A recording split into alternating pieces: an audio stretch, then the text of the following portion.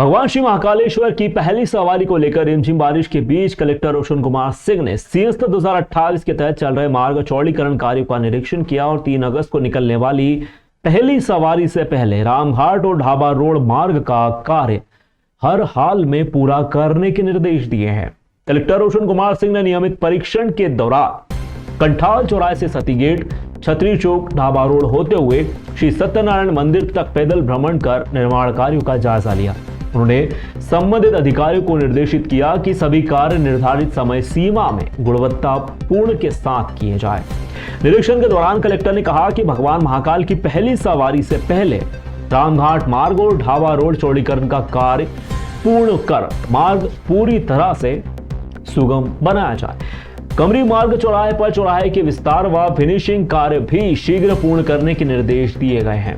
उन्होंने कहा कि दिन रात टीम लगाकर 3 अगस्त से पहले पूरे मार्ग को तैयार किया जाए। इसके साथ ही कलेक्टर ने सती गेट मार्ग चौड़ीकरण कार्य में भी तेजी लाने के निर्देश दिए। उन्होंने कहा कि सितंबर माह में भगवान महाकालेश्वर की अंतिम राशि सवारी निकलने से पहले कंठाल चौराहे से गोपाल मंदिर तक का पूरा मार्ग चौड़ीकरण व अन्य कार्य पूर्ण कर मार्ग पूरी तरह तैयार कर लिया जाए। कलेक्टर रोशन कुमार सिंह ने उज्जैन आने वाले सभी श्रद्धालुओं से प्रशासन द्वारा बनाए गए नियमों का पालन करने की अपील की है। उन्होंने कहा है कि प्रशासन का पूरा प्रयास है कि श्रद्धालुओं को कम से कम समय में सुगम व व्यवस्थित तरीके से भगवान महाकालेश्वर के दर्शन हो सके। उन्होंने सभी से सहयोग करने और निर्धारित व्यवस्थाओं का पालन करने का आग्रह किया। सावन भादो माह शुरू होने से पहले भगवान काल भैरव मंदिर में श्रद्धालुओं की सुविधा के लिए एक सराहनीय पहल सामने आई है। मुंबई निवासी श्रद्धालु मनीष पांचाल और समीर पांचाल ने मंदिर में दर्शन व्यवस्था को सुगम बनाने के उद्देश्य से करीब 10 लाख रुपए की लागत के बैरिकेड मंदिर समिति को दान किए। श्रद्धालुओं ने नगद राशि देने के बजाय मंदिर प्रशासन के सुझाव पर सीधे बैरिकेड तैयार करवाकर भेंट किए। यह पूरी प्रक्रिया एसडीएम एलएन गर्ग, पटवारी महेश देपन, मंदिर प्रबंधक संध्या मार्कंडे और व्यवस्थापक अनिल बोरासी की मौजूदगी में संपन्न हुई। एसडीएम एलएन गर्ग ने बताया कि श्रद्धालु मंदिर को 10 लाख रुपए दान देना चाहते थे। उन्हें सुझाव दिया गया कि नगद राशि के बजाय बैरिकेड्स उपलब्ध करवाया जाए, जिससे सावन के दौरान आने वाले लाखों श्रद्धालु की कतार व्यवस्था और भीड़ प्रबंधन बेहतर तरीके से किया जा सके। जय श्री काल भैरव।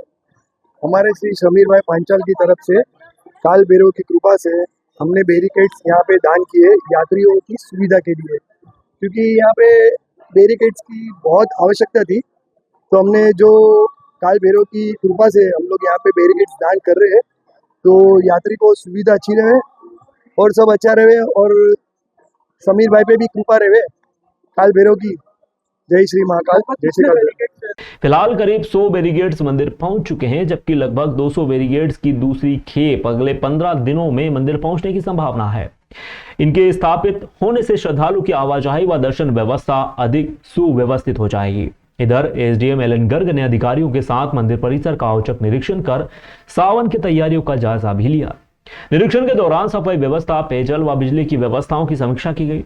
साथ ही मंदिर परिसर से अतिक्रमण हटाने तथा श्रद्धालुओं को बेहतर सुविधाएं उपलब्ध कराने के लिए संबंधित अधिकारियों को आवश्यक दिशा निर्देश भी दिए। आपको विदित है कि काल भैरव बाबा महाकाल के सेनापति के रूप में स्थापित हैं और यहाँ पर प्रदेश भर से और देश भर से अन्य प्रदेशों से भी श्रद्धालु आते हैं दर्शन करने। उसी क्रम में मुंबई से श्रद्धालु आए हुए थे, समीर पंचाल और मनीष पंचाल जो नाम है उनका। उन्होंने श्रद्धा व्यक्त करते हुए दान करने की इच्छा जताई, तो उन्होंने 10 लाख रुपए दान करने की इच्छा जताई। तो हम लोगों ने उनको निवेदन किया कि आप 10 लाख रुपए की जगह हमें बैरिकेड्स हैं वो आप अपनी मैन्युफैक्चरिंग जो भी जिससे भी आपको कांटेक्ट करना है उससे आप संपर्क करके वह 100 बैरिकेड्स निर्मित कराई, जिसकी लागत लगभग 10 लाख रुपए है। तो इस क्रम में चूंकि सावन की व्यवस्थाएं भी चूंकि हमारे लिए सुगमता से श्रद्धालुओं को दर्शन के लिए यह अति उत्तम रहेगा और दूसरी व्यवस्थाओं में भी वो बढ़ चढ़ के सहयोग देने के लिए तैयार हैं। इस क्रम में और अन्य व्यवस्थाओं के लिए भी उनसे बातचीत की जा रही है। दिल्ली के जंतर मंतर पर छात्रों के लंबे आंदोलन और परीक्षा में कथित धांधली के विरोध के बाद केंद्रीय शिक्षा मंत्री धर्मेंद्र प्रधान के इस्तीफे पर आम आदमी पार्टी ने उज्जैन में जश्न मनाया।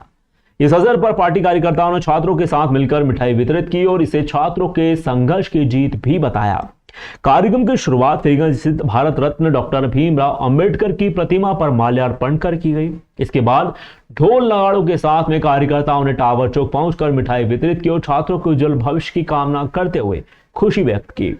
आम आदमी पार्टी के जिलाध्यक्ष नरेंद्र सोलंकी ने जानकारी देते हुए बताया कि लंबे संघर्ष व देश भर के लाखों छात्रों की आवाज बुलंद होने के बाद आखिरकार न्याय की जीत ही हुई।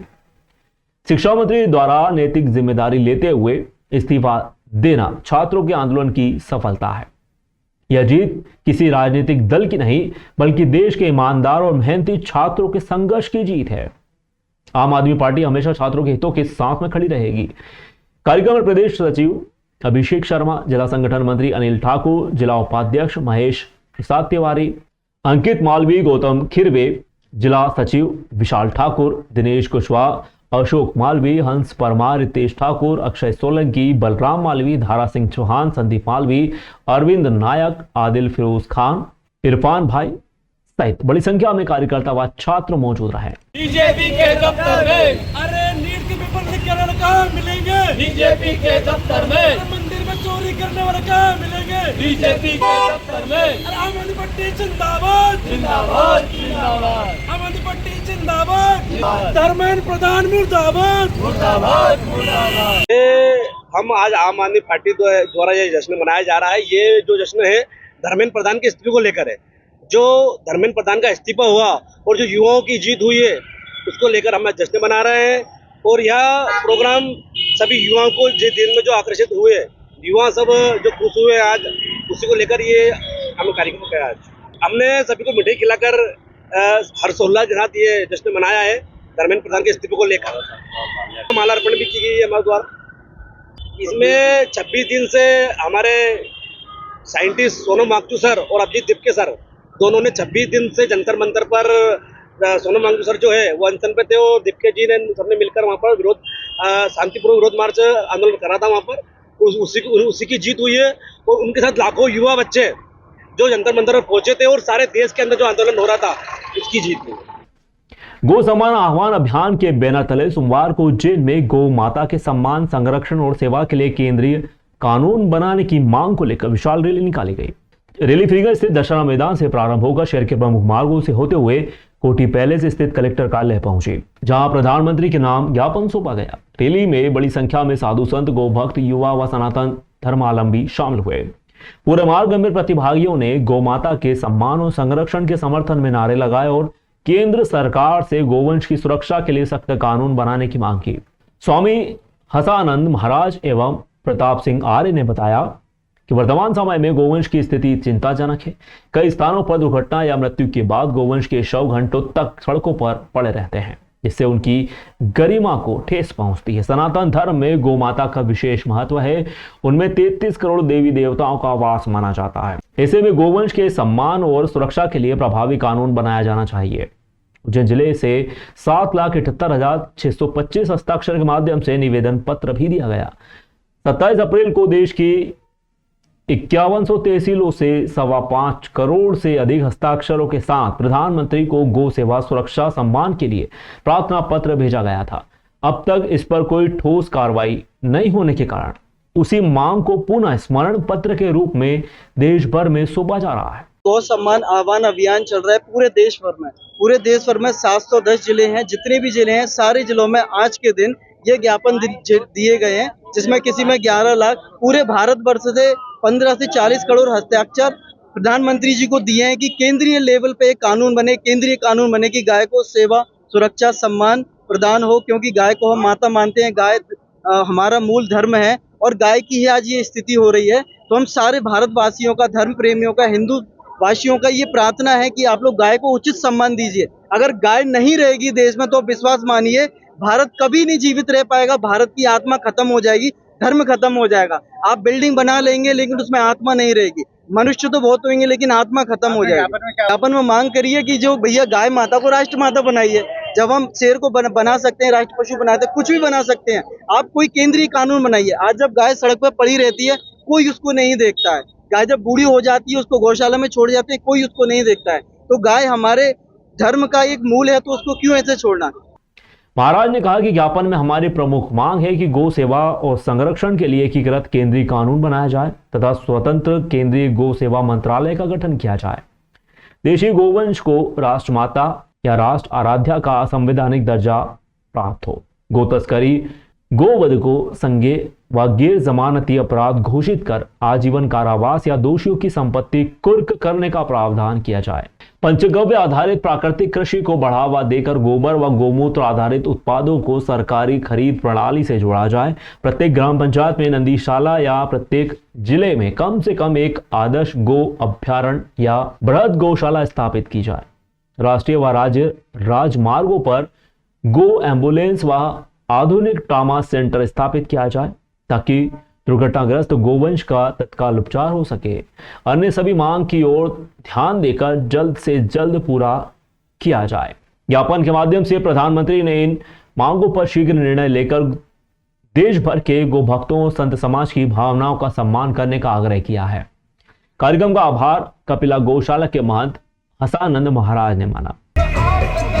जल आहार सुख आसे पाए ये निश्चित करवाना है, ये निश्चित करवाना है।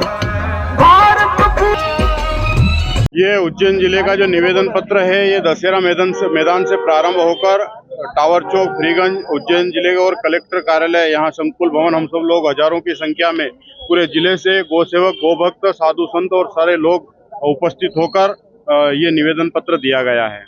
गौ माता को राष्ट्रमाता बनाया जाए, गो हत्या को लेकर एक पूर्ण भारत में बंद हो गो हत्या, और गौ माता को लेकर एक केंद्रीय कानून बने।